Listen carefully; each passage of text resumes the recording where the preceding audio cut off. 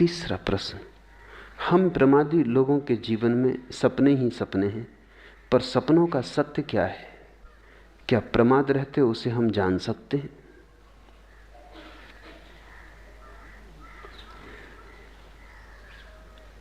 सपने ही सपने हैं, ये तुमने मुझे सुन के समझ लिया। इतने जल्दी मत मान लेना।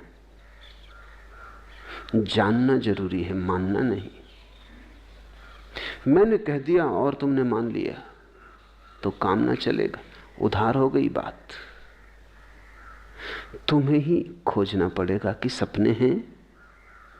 बहुत लोग भटक जाते हैं दूसरों की बात मान के, क्योंकि मैं लाख कहूं कि सपना है, अगर तुम्हें भीतर सच ही लग रहा है तो तुम मेरी मानते भी रहोगे और चलते भी उसी की दिशा में रहोगे जो तुम्हें सच लग रहा है।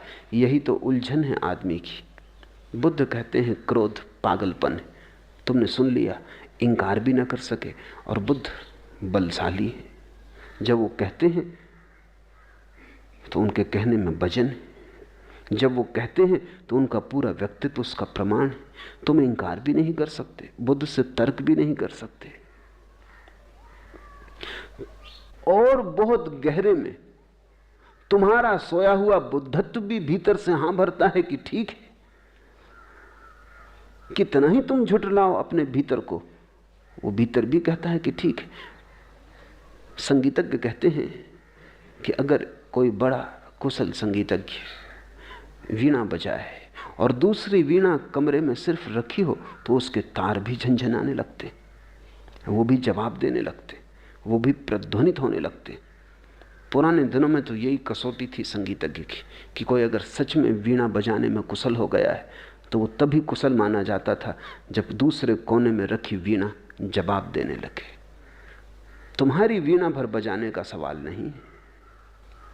अगर तुम्हारी वीणा सच में बज रही है तो प्रतिध्वनि उठनी शुरू हो जाएगी शांत कोने में बैठी वीणा से भी, क्योंकि वीणा भी ऐसी ही वीणा है, सोई है, किसी ने छेड़ा नहीं है उसके तारों को।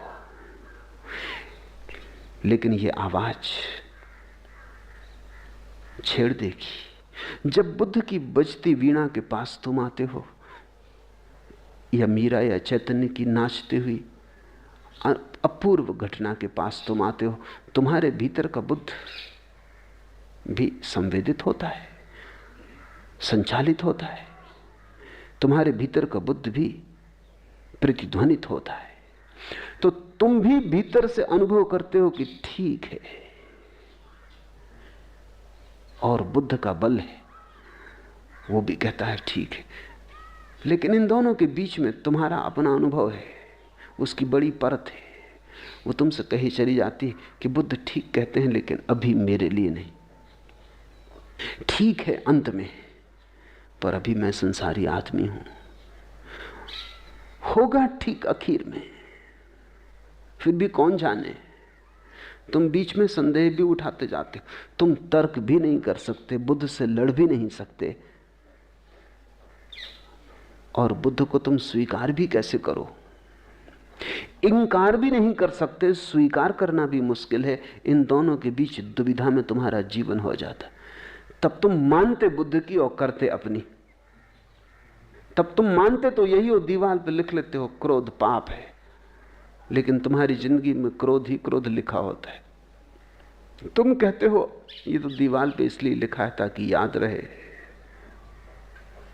लेकिन जब तुम्हें भीतर ही याद नहीं रहता तो दीवार पे लिखा हुआ क्या याद आएगा, क्या काम पड़ेगा। हां, जब तुम क्रोध ना करोगे तब तुम पढ़ लोगे और पछता लोगे, और जब क्रोध आएगा तब तो तुम्हें भीतर की लिखावट भी दिखाई नहीं पड़ती, दीवार को कौन देखेगा। जियोगे तुम अपने ही ढंग से, मान लोगे बुद्ध की, उससे एक अड़चन पैदा होगी, एक दुविधा, एक द्वंद्व। तुम दोहरे हो जाओगे, तुम पाखंडी हो जाओगे, कहोगे कुछ करोगे कुछ, जो कहोगे उसके विपरीत करोगे, जो करोगे उसके विपरीत कहोगे। इसलिए तो अगर किसी से सलाह लेनी हो तो ना समझ से ना समझ आदमी भी बड़ी बुद्धिमानी की सलाह दे सकता है।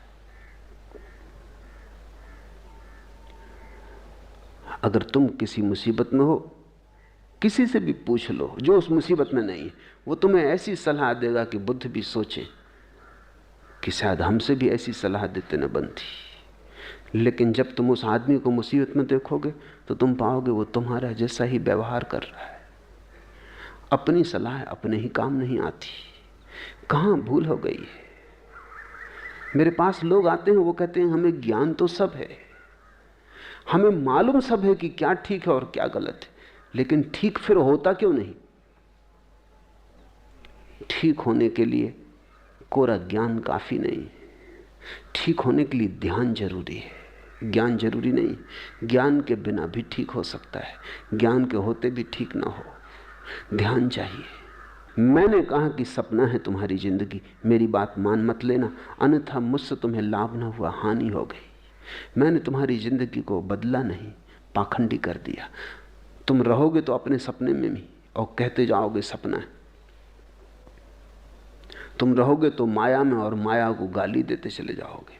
तुम देख सकते हो, तुम्हारे साधु सन्यासियों को मिल सकते हो, वो वही कर रहे जिसको गाली दिए चले जाएंगे।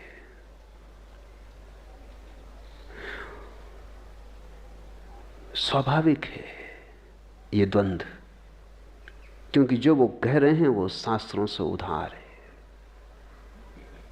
वो उन्होंने स्वयं जाना नहीं।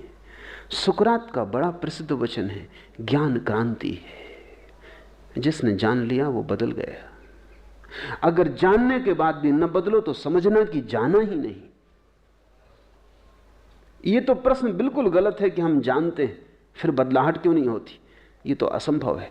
जिसने जान लिया आग जलाती है, वो आग में हाथ ना डालेगा, और अगर डालता हो तो सिर्फ एक ही प्रमाण देता है कि उसने सुना होगा किसी से कि आग जलाती, खुद जाना नहीं है। खुद तो वो यही जानता है कि आग बड़ी शीतल है, और अगर एक आग जला देती तो भी नहीं सीखता, क्योंकि वो सोचता है जरूरी थोड़ी कि दूसरी आग भी जलाती हो, फिर तीसरी भी आग है। जिंदगी में हजार रंग हैं आग के, एक रंग जला देता है तो दूसरा जलाएगा, ये कोई जरूरी थोड़ी है। वो प्रयोग करता चला जाता है और धीरे धीरे धीरे धीरे अभ्यस्त हो जाता है आग से जलने का। फिर जलने की पीड़ा भी नहीं होती, फिर चमड़ी उसकी इतनी जल चुकी होती कि जलने की संवेदना भी नहीं होती। क्रोध का पता भी उन्हीं को चलता है जो अभी नए नए अभ्यास कर रहे हैं। जो पुराने अभ्यासी, उन्हें क्रोध का कोई पता ही नहीं चलता, वो मजे से क्रोध में जीते, जैसे नाली का कीड़ा नाली में जीता, कुछ पता नहीं चलता। तुम उनसे कहो भी कि ये क्रोध बुरा है, वो कहेंगे कि हम तो बड़े मजे में। सच तो यह है, उन्हें अगर क्रोध करने का मौका न मिले तो बड़ी बेचैनी मालूम पड़ती, तलफ लगती। अगर उन्हें 2-4 दिन क्रोध करने का मौका न मिले तो वो पागल हो जाएंगे, वो कुछ ना कुछ उपाय खोज लेंगे, वो कहीं ना कहीं कोई झंझट खड़ी कर लेंगे, वो किसी न किसी से जाके जूझ जाएंगे, तभी उनको थोड़ी राहत मिलेगी। वैज्ञानिक कहते हैं कि पूरी मनुष्य जाति लड़ने को आतुर है, इसलिए तो हर 10 वर्ष में एक महायुद्ध की जरूरत पड़ जाती। इतना क्रोध लोग इकट्ठा कर लेते हैं कि फिर छोटे मोटे झगड़े से काम नहीं चलता, पति पत्नी के झगड़े से हल नहीं होता, वो तो रोज चलता रहता, वो तो अभ्यास है। फिर कोई महायुद्ध चाहिए जहां सब लपटों में हो जाए, जहां विध्वंस करने की पूरी छूट मिल जाए, जहां लाखों लोग मारे जाएं, तब कहीं 10-15 साल के लिए आदमी का मन थोड़ा हल्का होता है। तुम सोचते हो हिंदू मुसलमान इसलिए लड़ते हैं कि उनके धर्म अलग अलग हैं, तुम गलती में हो। तुम सोचते हो हिंदुस्तान पाकिस्तान इसलिए लड़ते हैं कि उनकी राजनीति अलग अलग है, तुम गलती में हो। तुम सोचते हो रूस अमेरिका इसलिए लड़ते हैं कि उनका सिद्धांत और शास्त्र अलग अलग है, तुम गलती में हो। शास्त्र बदल दो, सिद्धांत बदल दो, धर्म बदल दो, लड़ाई जारी रही। हिंदू मुसलमान न लड़ेंगे तो गुजराती मराठी लड़ेंगे, वो दोनों ही हिंदू। हिंदू मुसलमान न लड़ेंगे तो पूर्व पाकिस्तान पश्चिम पाकिस्तान से लड़ेगा, वो दोनों ही मुसलमान हैं। जिन्ना के भूत को भी स्मरण नहीं आता होगा कि ये कैसे हो रहा है, समझ में नहीं आता होगा कि कैसे हो रहा है। मुसलमान मुसलमान से लड़ रहे हैं। छोड़ो पाकिस्तान, दोनों अलग हो गए अब तो। अब बांग्लादेश में बंगला मुसलमान ही बंगला मुसलमान की हत्या कर रहा है। आदमी हत्या में उत्सुक है, बाकी सब बहाने। आदमी मारने में उत्सुक है क्योंकि आदमी जीना नहीं जानता है। आदमी क्रोध के लिए आतुर है क्योंकि आदमी प्रेम की कला भूल गया है। आदमी के साज पर प्रेम का, ध्यान का नगमा बजता ही नहीं, साज ही टूट गया है। साज से बस ऐसी आवाजें उठती हैं युद्ध की, विध्वंस की। एक बात ख्याल रखना, पाखंडी मत बन जाना। मैं जो कहता हूं उसे मान लेने की जरूरत नहीं है, उसे जानने की जरूरत है। तुम मेरी मान के आचरण में मत बदलने लगना उसे, अन्यथा तुम सदा के लिए भटक जाओगे। तुम्हारे धर्मगुरु तुमसे यही कहते हैं कि सुन लिया, अब इसे आचरण में लाओ। मैं तुमसे कहता हूं सुन लिया, अब इसे जानो। आचरण की बकवास मत उठाओ, क्योंकि जानने वाले के लिए आचरण अपने आप आ जाता है। आचरण छाया है ज्ञान की, ज्ञान क्रांति है। मैं तुमसे ये नहीं कहता कि आचरण में लाओ, ये तो बात ही व्यर्थ है। मैं तुमसे इतना ही कहता हूं, जो तुमने मुझसे सुना समझ मत लेना कि तुमने जान लिया। मुझसे तुमने सिर्फ सुना, ये एक परिकल्पना है तुम्हारे लिए। मैंने तुम्हें एक कुंजी दी खोज के लिए, खोज तुम्हें करनी पड़ेगी। ये खजाना नहीं है, ये सिर्फ कुंजी है। इस कुंजी को तुम खीसे में रखे रहो, इससे खजाना ना मिल जाएगा। खजाना तुम्हें खोजना पड़ेगा। जो मैंने कहा इसको तुम दिशा सूचक संकेत समझो। ये मील का पत्थर है जिस पे तीर लगा है कि आगे जाना है। इस मील के पत्थर को मंजिल मत समझ लेना, यात्रा करना। और मैं तुमसे कहता हूं यात्रा आचरण की नहीं, ज्ञान की। क्योंकि जब ज्ञान आता है तो आचरण अपने से आ जाता है। जिसने ठीक जान लिया वो ठीक हो जाता है। सम्यक बोध सम्यक जीवन की आधारशिला है। इसलिए महावीर ने कहा सम्यक ज्ञान, बुद्ध ने कहा सम्यक दृष्टि। ठीक ठीक दृष्टि बस पर्याप्त, बाकी तो सब विस्तार की बातें। लेकिन सस्ता मालूम पड़ता है। ये मैंने कहा तुमने मान लिया, ये बिल्कुल सरल है। तुम्हें कुछ करना ही ना पड़ा, तुमने सुन लिया। तुम तो शायद ये समझते हो कि सुनने में भी तुम कुछ मुझ पे एहसान कर रहे हो।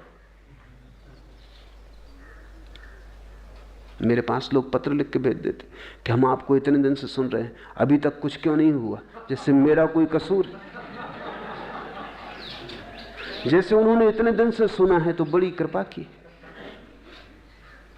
लिख के भेज देते हैं कि हम हजारों मील से चल के आए और अभी तक कुछ नहीं हुआ। तुम हजारों मील से चल के आए हो, इससे तुमने मुझ पे कोई एहसान नहीं किया।